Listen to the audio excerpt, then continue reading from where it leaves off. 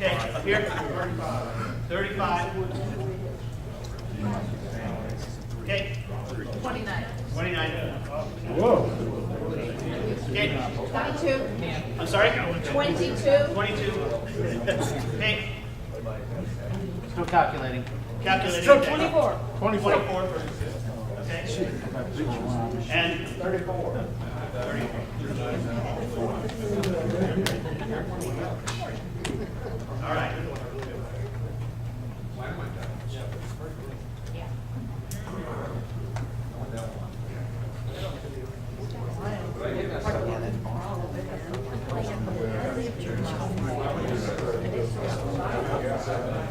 Okay, let's just take a look up here.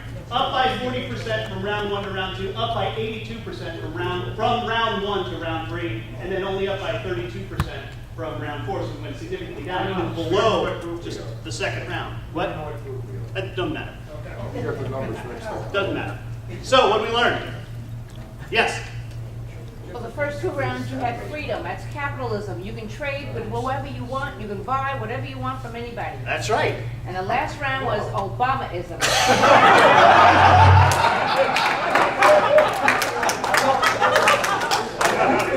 I'm done. I'm done here. My work is done.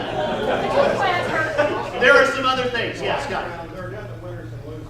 Yeah. Like, I Yeah. won, a lot of us won. Yeah. There are some winners, right? Did anybody, other than the last round when I forced you to trade, did anybody keep the card that they had the entire time? Yes. Did anybody? Okay, so keep your hands up. Did any of you increase the value of the card that you had? Look at that. This is, yeah. I want you to point this out. This is fascinating. You mean all the way to the very end? Yeah. Yeah. Some of you kept the card and increased the value over time. Why? And let me ask you, those of you that increased the value, why? Turned out to be pretty good. Man, it's compared to something else. This was not such a bad deal, actually. Okay. Did anybody trade and then go, shh, I shouldn't have done that, and actually lower the value? Only on the last one. Only on the last time. It occasionally does happen, by the way. It occasionally does happen. It's called buyer's remorse, right?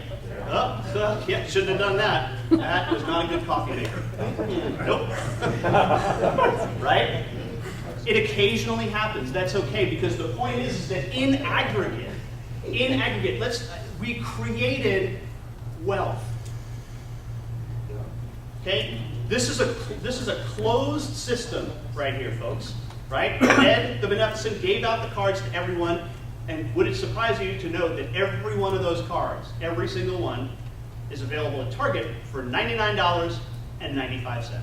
Really? Same value.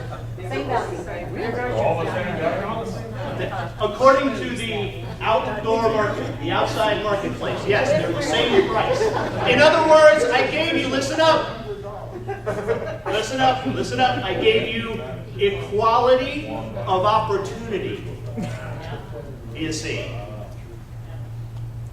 I gave you equality of opportunities.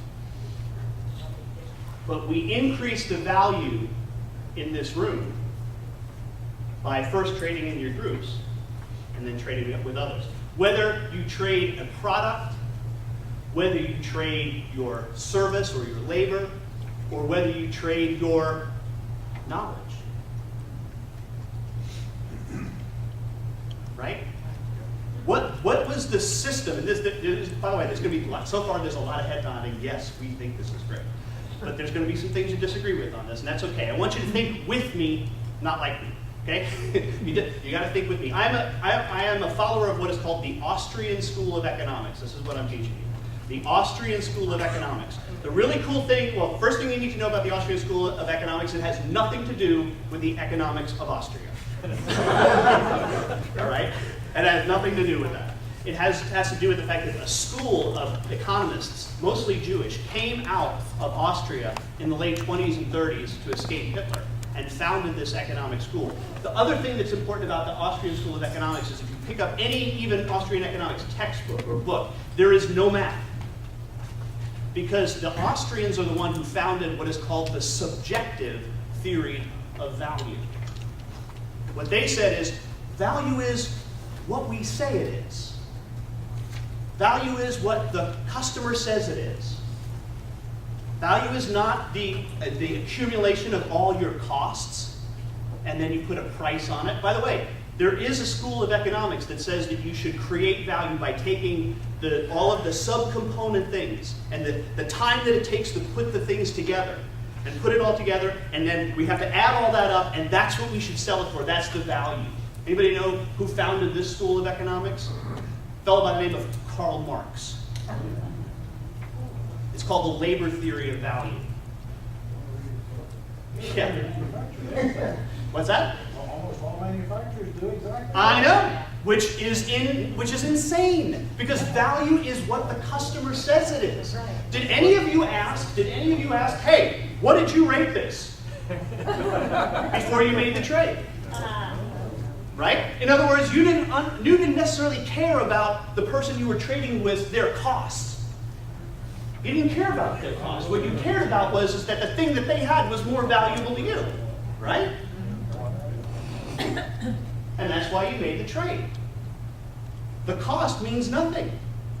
To the buyer, yes. To the seller, they have to figure something out. They have to figure out a way to set a price above their cost. Done. my son's in kindergarten. He could probably do that. Yeah, that's great. Or since watching the basketball games, he knows that the 3-digit number is better than a 2-digit number. Watching the math was very helpful in in math and subtracting. He wanted to know. But so this is not all that hard. And look, this is where you might start to disagree.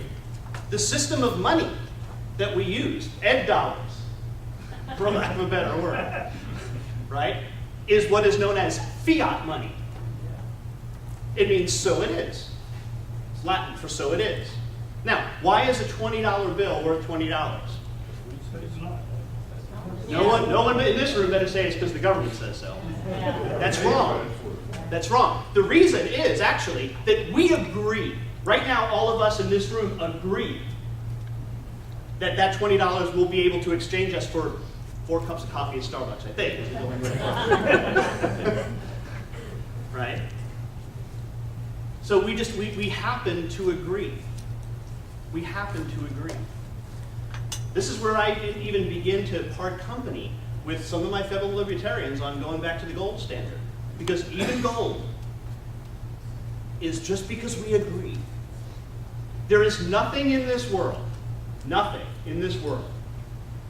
that has inherent value. Nothing, except, what? Human life, a human life. In fact, which these economists, let me, if I jump back here there's even a flaw in our GDP thing. Because what happens when a baby is born in this country? What happens to GDP? It goes what? Down. It goes down. Really? What happens when a sheep is born? What happens to GDP? What's wrong with that? There's something wrong with that. There's something wrong with that. Right? It's because the only thing that is of value in this world is a human life. That's it. Right? But you can't put a price on it. What's that? You can't put a price on it. You can't put a price on it. It's the only so here's the thing. I don't think that we need to study poverty. I know what causes poverty. I got it figured out. Birth. I got it figured out. All of us were born dirt poor, yes? Yeah. If it weren't for the benevolence of our parents, we don't survive more than a couple of days, maybe even a couple of hours, depending. Right? So I know what causes poverty. To study poverty is absolutely inane to me. I know the cause. We know the cause. What creates wealth is another question, and the more important question, in my opinion. And you guys proved it tonight. Wealth is created by free exchange. This happened because of free exchange. There is no wealth on a deserted island.